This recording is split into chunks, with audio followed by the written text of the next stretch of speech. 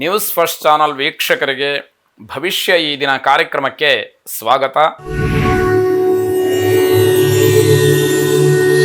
ಮೊದಲು ಮೇಷರಾಶಿ. ಮೇಷರಾಶಿಯವರಿಗೆ ಕೈಗೆ ಏನೋ ಪೆಟ್ಟು ಬೀಳತಕ್ಕಂತಹ ಸೂಚನೆ ಇದೆ.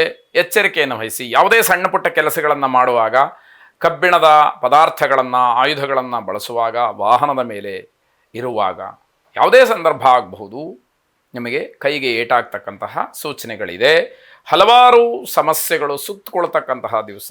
ಒಂದನ್ನು ಬಗೆಹರಿಸೋದ್ರೊಳಗಡೆ ಮತ್ತೊಂದು ಸಮಸ್ಯೆ ನಿಮಗೆ ಏನೋ ಒಂದು ರೀತಿಯಲ್ಲಿ ಕಾಡುವ ಹಾಗೆ ಆಗುವಂಥದ್ದಾಗುತ್ತೆ. ವಿನಾಕಾರಣ ಮನೆಯಿಂದ ಹೊರಗಡೆ ಹೆಚ್ಚು ಸಮಯವನ್ನು ಕಳೀತೀರಿ. ಅಂದರೆ ಮನೆಯಲ್ಲಿ ಇರೋದಿಲ್ಲ, ಏನೋ ಸುಮ್ಮನೆ ಹೊರಗಡೆ ಓಡಾಡ್ತಾ ಇರುವಂಥದ್ದು. ಕೆಲಸದ ನಿಮಿತ್ತವಾಗಿ ಮನೆಯಿಂದ ಹೊರಗೆ ಹೋದರೆ ಅದಕ್ಕೊಂದು ಬೆಲೆ. ವಿನಾಕಾರಣ ಮನೆಯಿಂದ ಹೊರಗಡೆ ಇರ್ತೀವಿ ಅಂತಂದರೆ ಏನಂತ ತಿಳ್ಕೊಳ್ಬೇಕು, ಇದು ಪ್ರಶ್ನೆಯಾಗುತ್ತೆ. ಸಮಯ ಸಾಧಕರು ಅಂತಕ್ಕಂತಹ ಹಣೆ ಪಟ್ಟಿಯನ್ನು ಕೂಡ ಕಟ್ಕೊಳ್ಬೇಕಾಗತ್ತೆ. ಅಂದರೆ ಹೊಂಚಾಗ್ತಾ ಇರ್ತಾರೆ. ಯಾವಾಗ ಏನು ಯಾವ ರೀತಿ ಅನುಕೂಲ ಆಗುತ್ತೋ ಆ ರೀತಿಯಲ್ಲಿ ಅವರು ತಮ್ಮ ಕೆಲಸವನ್ನು ಸಾಧಿಸ್ಕೊಂಡ್ಬಿಡ್ತಾರೆ ಅನ್ನುವಂಥದ್ದು. ಆ ರೀತಿಯ ಮಾತಿಗೆ, ಆ ರೀತಿಯ ಹಣೆಪಟ್ಟಿಗೆ ಅವಕಾಶಗಳು ಆಗಬಾರ್ದು ಅನ್ನುವಂಥದ್ದು. ನಿಮ್ಮ ಸ್ವಭಾವ, ನಿಮ್ಮ ವರ್ತನೆ, ಕೋಪ ಎಲ್ಲವೂ ಕೂಡ ಬದಲಾದರೆ ಮಾತ್ರ ಜನ ನಿಮ್ಮನ್ನು ಒಪ್ಕೊಳ್ತಾರೆ. ಇಲ್ಲ ಅಂತಾದರೆ ಜನ ನಿಮ್ಮನ್ನು ಇಷ್ಟಪಡೋದಿಲ್ಲ ಅನ್ನುವಂಥದ್ದು. ಜೊತೆಗೆ ಕುಟುಂಬದಲ್ಲಿ ಆರೋಗ್ಯಕರವಾದಂತಹ ಚರ್ಚೆಯಾಗಬೇಕಾದಂಥದ್ದಿದೆ. ಯಾವ ವಿಷಯವನ್ನು ತಗೊಂಡ್ರೂ ಕೂಡ ಉತ್ತಮವಾದಂತಹ ರೀತಿಯಲ್ಲಿ ಚರ್ಚೆಯನ್ನು ಮಾಡಬೇಕು. ಮನೆಯಲ್ಲಿ ಸಣ್ಣ ಪುಟ್ಟ ವಿಚಾರಗಳಿಗೆ ಜಗಳ ಆಗುವಂತಹ ಸಾಧ್ಯತೆ, ಆದರೆ ಜಗಳ ಮಾಡಿಕೊಳ್ಬಾರ್ದು ಅನ್ನುವಂಥದ್ದನ್ನು ನಾವಿಲ್ಲಿ ಹೇಳುವಂಥದ್ದು. ಕುಲದೇವತಾ ಪ್ರಾರ್ಥನೆಯನ್ನು ಮಾಡಿ ಶುಭವಾಗಿ. ವೃಷಭ ರಾಶಿ. ಅಕ್ಕ ಅಥವಾ ತಂಗಿಗೆ, ಅಣ್ಣ ಅಥವಾ ತಮ್ಮನಿಗೆ, ಸಹೋದರ ವರ್ಗದಲ್ಲಿ ಅಪಘಾತವಾಗ್ತಕ್ಕಂತಹ ಸೂಚನೆ ಇದೆ. ಸ್ವಲ್ಪ ಮನಸ್ಸಿಗೆ ಹಿಂಸೆಯಾಗತ್ತೆ. ಆದರೂ ಕೂಡ ಗ್ರಹಚಾರದಿಂದ ಆಗ್ತಕ್ಕಂತಹದ್ದಕ್ಕೆ ನಾವು ನೋವು ಪಡಲೇಬೇಕು, ಸಂತೋಷ ಪಡಲೇಬೇಕು, ಅಥವಾ ನಮಗೆ ಬಂದದ್ದನ್ನು ನಾವು ಅನುಭವಿಸಲೇಬೇಕು, ನಮಗೆ ಸಿಕ್ಕಿದ್ದನ್ನು ನಾವು ಊಟ ಮಾಡಲೇಬೇಕು ಅನ್ನುವಂತಹದ್ದು ಫಲದ ಒಂದು ವಿಶೇಷ. ಸ್ನೇಹಿತರು, ಬಂಧುಗಳು ಕೂಡ ನಿಮಗೆ ಯಾವುದೇ ರೀತಿಯ ಸಹಾಯವನ್ನು ಈ ದಿವಸ ಮಾಡೋದಿಲ್ಲ, ಅಥವಾ ನಿಮ್ಮ ಕೆಲಸಕ್ಕೆ ಯಾವುದೇ ರೀತಿಯ ಪ್ರೋತ್ಸಾಹವಾಗಲಿ ಸಹಕಾರವಾಗಲಿ ಅವರಿಂದ ಸಿಕ್ಕುವುದಿಲ್ಲ ಅಂತ ಅರ್ಥ. ದೊಡ್ಡ ದೊಡ್ಡ ಆಲೋಚನೆಗಳು ಮನಸ್ಸಿನಲ್ಲಿ ಬರುತ್ತೆ. ಇದು ಮನುಷ್ಯನ ಸ್ವಭಾವ.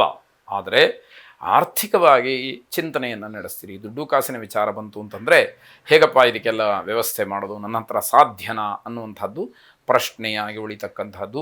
ನಿಮ್ಮ ನಿರೀಕ್ಷೆಗಳೆಲ್ಲವೂ ಕೂಡ ಮಕ್ಕಳಿಂದ ಪೂರ್ಣವಾಗುತ್ತೆ. ಮಕ್ಕಳು ಅದನ್ನು ಸರಿ ಮಾಡ್ತಾರೆ, ಅವರಿಗೆ ಆ ಒಂದು ಅನುಕೂಲಕರವಾದಂತಹ ವ್ಯವಸ್ಥೆ ಇರುತ್ತೆ ಎನ್ನುವಂಥದ್ದು ಆ ನಂಬಿಕೆ ನಿಮಗೆ ಮನಸ್ಸಿನಲ್ಲಿ ಬರುತ್ತೆ.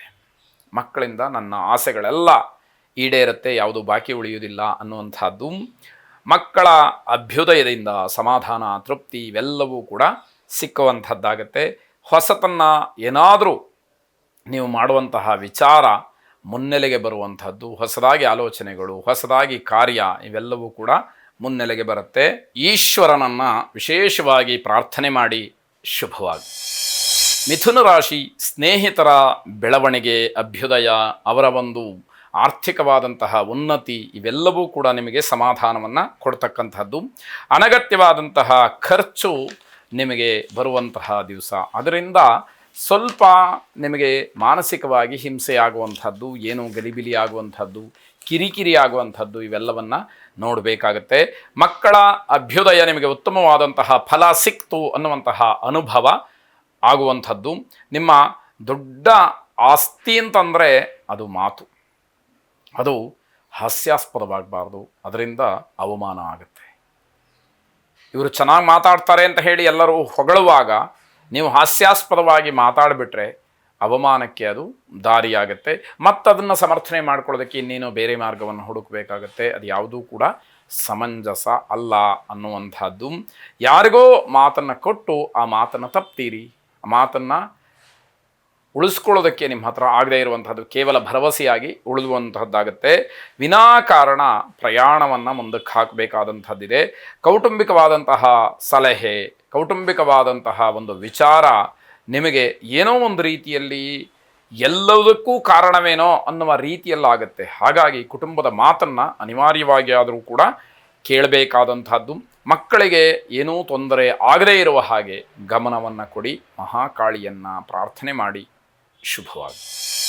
ಕರ್ಕಾಟಕ ರಾಶಿ ಇಡೀ ಜೀವನವನ್ನು ಯಾವುದೋ ಒಂದು ರೀತಿಯ ಭಾವನಾತ್ಮಕವಾದಂತಹ ವಿಚಾರದಲ್ಲೇ ಕಳೀತೀರಿ. ಅದು ಏನಂಥ ಯೋಗವನ್ನು ತಂದುಕೊಡುವಂಥದ್ದಲ್ಲ. ಯಾವ ವಿಷಯದಿಂದ ನಿಮ್ಮ ಪರಿವರ್ತನೆ ಆತ್ಮೋದ್ಧಾರವಾಗಬೇಕು, ಇಲ್ಲ ಜಗತ್ತಿನ ಒಂದು ಹಿತ ಆಗಬೇಕು, ಆ ರೀತಿ ಆದಾಗ ಏನಾದರೂ ಅನುಕೂಲವಾಗುತ್ತೆ ಹೊರತು ಅದನ್ನು ಹೊರತಾಗಿ ಸುಮ್ಮನೆ ಇಡೀ ಜಗತ್ತಿನ ಎಲ್ಲ ವಿಚಾರವನ್ನು ಕೂಡ ನಾನು ಚಿಂತನೆ ಮಾಡ್ತೀನಿ ಅಂತ ಹೋದರೆ ಪ್ರಯೋಜನವಾದರೂ ಏನು ಅನ್ನುವಂಥದ್ದು ಪ್ರಶ್ನೆಯಾಗತ್ತೆ. ನಿಮ್ಮಲ್ಲಿ ಕಲೆ ಇದೆ, ಬುದ್ಧಿವಂತಿಕೆ ಇದೆ, ಯಾವುದೋ ಒಂದು ವಿಶೇಷವಾದಂತಹ ಶಕ್ತಿ ಇದೆ, ಸಾಮರ್ಥ್ಯ ಇದೆ, ಅದರ ಉಪಯೋಗ ಆಗಲಿಲ್ಲ ಅಂತಾದರೆ ಪ್ರಯೋಜನವಾದರೂ ಏನು? ಅದು ಉಪಯೋಗಕ್ಕೆ ಬರದೇ ಇರುವಂತಹ ಪರಿಸ್ಥಿತಿಯನ್ನು ನೀವು ತಂದುಕೊಂಡಿರ್ತೀರಿ ಅನ್ನುವಂಥದ್ದು. ಮನೆಯಲ್ಲಿ ಸಂಗ್ರಹ ಮಾಡಿಟ್ಟಂತಹ ಪದಾರ್ಥಗಳಿಂದ ಬೈಗುಳಕ್ಕೆ ಒಳಗಾಗ್ತೀರಿ. ಎಲ್ಲ ಏನು ಸಿಕ್ಕಿದರೂ ಕೂಡ ಅದೆಲ್ಲವನ್ನು ತಂದು ಜೋಡಿಸುವಂಥದ್ದು, ಅದರಿಂದ ಮನೆಯವರ ಹತ್ರ ಬೈಸ್ಕೊಳ್ಳುವಂಥದ್ದಾಗುತ್ತೆ. ಜಗಳ ಮಾಡೋದ್ರಿಂದ ನಿಮ್ಮ ಹತ್ತಿರದಲ್ಲಿದ್ದಂಥವರೆಲ್ಲರೂ ಕೂಡ ದೂರವಾಗ್ತಾರೆ. ನಿಮ್ಮ ಸಿಟ್ಟನ್ನು ತಾಳಲಾರದೆ ದೂರವಾಗ್ತಕ್ಕಂಥದ್ದು. ನಿಮ್ಮ ಹತ್ತಿರದವರ ಜೊತೆಯಲ್ಲೇ ನೀವು ದ್ವೇಷವನ್ನು ಸಾಧಿಸ್ತೀರಿ. ಯಾರು ನಿಮ್ಮ ಜೊತೆಯಲ್ಲೇ ಇರ್ತಾರೆ, ಹೆಂಡತಿ ಆಗ್ಬೋದು, ಗಂಡ ಆಗ್ಬೋದು, ಮಕ್ಕಳಾಗ್ಬೋದು, ಅಣ್ಣ ತಮ್ಮ, ಅಕ್ಕ ತಂಗಿ, ಅಥವಾ ತುಂಬ ಹತ್ತಿರದ ಬಾಂಧವ್ಯವನ್ನು ಇಟ್ಟುಕೊಂಡಿರ್ತಕ್ಕಂತಹವರಾಗ್ಬೋದು, ಸ್ನೇಹಿತರಾಗ್ಬೋದು, ಇವ್ರ ಜೊತೆಯಲ್ಲೇ ದ್ವೇಷ ಇದ್ದಾಗ ಯಾರು ನಿಮ್ಮ ಹತ್ರ ಇರ್ತಾರೆ ಅನ್ನುವಂಥದ್ದಾಗತ್ತೆ.